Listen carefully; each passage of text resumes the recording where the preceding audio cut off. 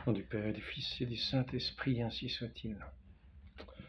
Donc, pas trop me tourner vers l'intérieur, sinon on n'aura pas de lumière. Là, j'ai demandé à des sœurs de me recevoir quelques jours parce que j'étais très fatigué, j'avais un coup de fatigue, et puis je me suis trouvé hospitalisé. Donc, maintenant que je suis sorti, les sœurs me reçoivent à nouveau. Après, je n'ai plus qu'un traitement à prendre avec des antibiotiques. Je ne sais pas ce que c'est les biotiques, mais il y a des antibiotiques. Donc, c'est pour une infection de la jambe, de la cheville. Voilà. Donc, je voudrais aujourd'hui parler d'un mystère plus grand des mystères de notre foi, qui est inaccessible à notre intelligence si Dieu ne nous le révèle pas. C'est un petit peu tout ce à quoi j'ai fait déjà allusion. Il était question que c'est par l'Esprit Saint que nous est révélée la divinité de notre Seigneur Jésus-Christ. Nul ne peut dire Jésus est Seigneur si cela ne lui est donné du Saint-Esprit. Donc nous entrons dans ce mouvement de la révélation en étant dociles aux inspirations de Dieu. Et nous pouvons avoir un aperçu de ce sens de la révélation lorsque nous contemplons le Christ avec les apôtres qu'il a emmenés avec lui sur cette haute montagne, le Tabor. Là, ses vêtements étaient d'un resplendissement, son visage brillant comme le soleil. Et autour de lui parurent Moïse et Élie. C'est-à-dire que le Christ se montre comme l'accomplissement des Écritures. C'est ce qu'il dit lui-même. Il est venu accomplir la loi et les prophètes. Il n'est pas venu les abolir. Mais je dirais ici plus. Car les Écritures nous parlaient de celui qui devait venir. Il est donc non seulement l'accomplissement des Écritures, mais la révélation pleine et entière dans sa lumière pleine et entière, tel que le Christ pouvait la dire lui-même, qui me voit mon Père. Et ainsi, nous avons cette révélation dans toute sa lumière. Le Christ est le resplendissement de la gloire du Père. Il est la vérité. Il est la révélation dans son mystère, dans cette connaissance du Christ que nous ne connaissons que par l'Esprit Saint. Le Père révèle le Fils à qui il veut. Vous est-il dit, faisons bien attention, car notre Seigneur nous prévient aussi qu'il ne donne pas ses perles aux cochons. Donc il nous appelle à la conversion. Il faut avoir au moins ce désir de conversion. Saint Paul lui persécutait les chrétiens. Pensez bien faire en massacrant les chrétiens, en les faisant persécuter. Pensez bien faire. Je ne sais pas s'il est question de massacrer, mais enfin, il les attrapait, il les faisait mettre en prison, il les persécutait. Et nous voyons bien qu'il était celui qui gardait les vêtements au moment de la lapidation d'Étienne. Le Christ lui apparaît en lui disant « Pourquoi me persécutes-tu » Car le Christ et son Église ne font qu'un. Il est la tête et l'Église et le corps. Et cette Église ainsi manifeste aussi ce mystère à travers le monde. Elle est comme l'icône du Christ, malgré les imperfections des hommes. L'œuvre de Dieu, l'œuvre de l'Esprit Saint se manifeste à travers son Église aussi. L'œuvre surnaturelle, l'œuvre merveilleuse, l'œuvre de charité, comme nous l'avons vu à travers tous les siècles, toutes ces œuvres de charité sont nées du sein de l'Église, du sein de Dieu, qui a rassemblé tous ces enfants dispersés autour de cet étendard, notre Seigneur Jésus-Christ, le Fils unique, vous avez-vous le dit, du Père, comme il ne cesse de le dire lui-même, notre Père, mon Père, votre Père, Notre Père. Quand vous priez, dites Notre Père, qui es aux cieux, que ton nom soit sanctifié. Tout cela se fait dans l'Esprit Saint de Dieu. Lorsque nous reconnaissons celui qui est la vérité, comme je l'ai déjà dit, ainsi, je voudrais entrer dans ce mystère ineffable. Je ne vais pas en parler longtemps car bientôt elle est l'office. Ce sera peut-être une courte introduction. Mais déjà avoir pensé cette apparition d'abord comme non seulement l'accomplissement de la loi des prophètes, c'est-à-dire celui qui vient accomplir par l'amour, car le Christ non seulement est la vérité, mais il est loin, c'est-à-dire qu'il est animé de cet esprit d'amour. N'imaginons pas que le Père ne soit pas amour, que le Fils ne soit pas amour, que le Saint-Esprit ne soit pas amour, mais nous disons que dans les personnes, la distinction des personnes, dans la très sainte Trinité, apparaît dans leur relation. Le Père comme la source qui engendre, le Père, Dieu, qui est lumière, Dieu est lumière. Il est la source. Il engendre le Fils unique, celui qui est la connaissance du Père, celui qui est la vérité, et que nous devons écouter, qu'il nous faut reconnaître. Cela se fait par ce mouvement de l'Esprit Saint, qui est l'Esprit du Père et du Fils. Cet Esprit Saint qui procède du Père et du Fils. Comme le dit d'une certaine manière Saint Jean, chapitre 14, je prends des références, le Paraclet, le Saint-Esprit que le Père enverra en mon nom. Il n'est pas dit qu'il y a une autre personne que le Père. Le Saint-Esprit que le Père enverra en mon nom. Donc le Fils nous révèle le Père. Le Père, d'une certaine manière, Dieu le Père était déjà connu. Dans l'Ancien Testament, il était le Père de ce peuple hébreu. Il avait d'ailleurs la tendresse d'une mère, est-il dit. Mais notre Seigneur nous apprend à le connaître. Notre Seigneur nous révèle le Père. Le Père nous révèle le Fils. Et donc, lorsque le Fils unique nous révèle son Père, il nous dit le Paraclet, le Saint-Esprit que le Père enverra en mon nom.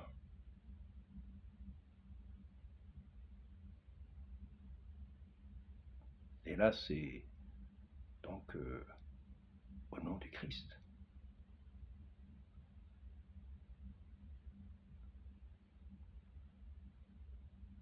J'ai écrit quelque chose, j'arrive pas à le lire. Esprit du Fils, procédant du Fils. Voilà, c'est ce que j'avais écrit entre parenthèses. Et donc ici, nous avons chapitre 16 de Saint Jean, chapitre 16, verset 14. Lui, le Saint-Esprit, me glorifiera parce qu'il recevra de ce qui est à moi. Voilà, donc c'est l'Esprit du Fils, procédant du Fils. Il procède du Fils et du Père dans un même mouvement. De ce qu'a le Père, le Fils le possède pareillement. Le Père et moi, nous sommes un. Cela ne veut pas dire qu'il y a une seule personne, non. Il y a la distinction de ces personnes qui se fait dans la relation. Il n'y a qu'un seul Dieu. Et ce Dieu est celui qui n'existe pas par une autre cause. Il n'est pas au cours de l'histoire. Il est la simplicité même. Il est en lui-même de toute éternité. Il est celui qui est. Celui qui est, qui était, qui vient. Il est celui qui est. Comme il est aussi le Saint. Il est celui qui est. Dans sa simplicité même. Et donc, ce Fils qui est l'image du Dieu invisible, nous dit Colossiens 15, 1, nous révèle celui qui est de toute éternité. Il est ce mystère caché dès l'origine. Et ainsi, nous avons la révélation de cette très sainte Trinité lors du baptême de notre Seigneur, où nous entendons la voix du Père qui dit « Celui-ci est mon Fils bien-aimé, en qui j'ai mis tout mon amour. » Et la transfiguration, il dit « Écoutez-le. »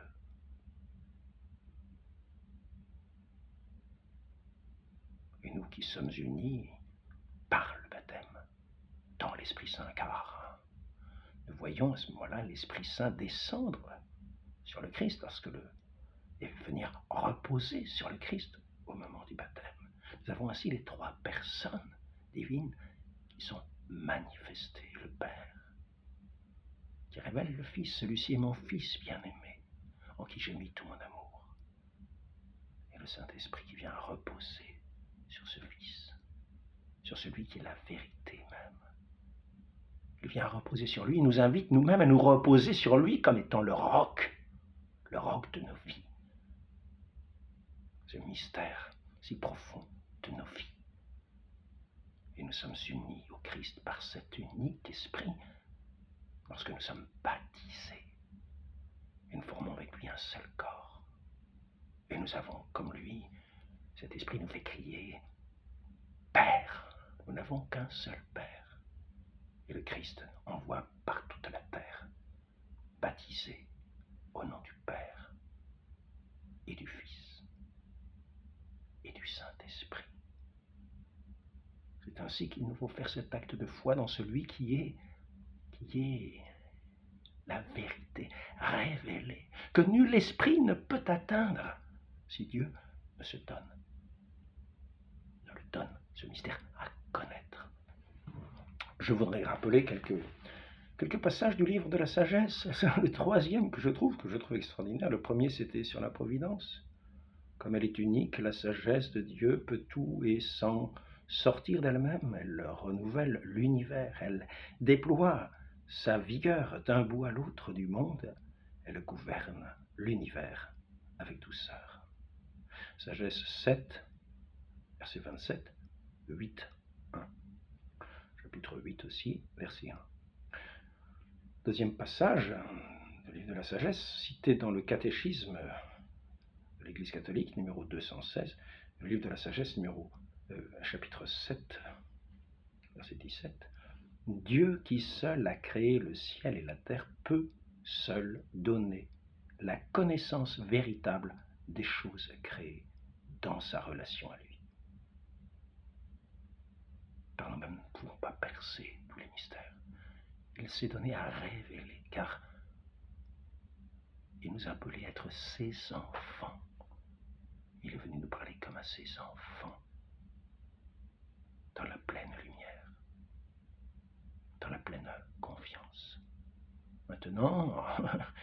Maintenant, comme je l'ai déjà dit, de ne pas se perdre le cochon. Et c'est pour cela que nous voyons quelquefois, il parle en parabole, de façon à ce que ceux qui sont du monde, ceux qui se repaissent du monde, qui n'ont pas ce souci, cette crainte de Dieu, n'aillent pas piétiner cette perle précieuse de ceux qui sont appelés à être enfants de Dieu, qui ont ce désir au cœur, qui seront guidés par l'Esprit Saint en toutes choses, comme nous venons de le voir. L'Esprit, comme il est unique, la sagesse de Dieu peut tout et sans sortir d'elle-même. Elle renouvelle l'univers, elle déploie sa vigueur d'un bout à l'autre du monde, elle gouverne l'univers avec douceur, comme je le disais autrefois, sans même que l'on s'en rende compte. Troisième passage du livre de la sagesse. Cherchez-le d'un cœur simple, car il se laisse trouver par ceux qui ne le mettent pas à l'épreuve. Il se manifeste à ceux qui ne refusent pas de croire en lui. Il se manifeste.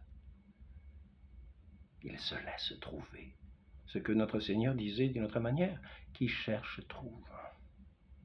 Frappez, il vous sera ouvert. Demandez, il vous sera donné. Cherchez, vous trouverez.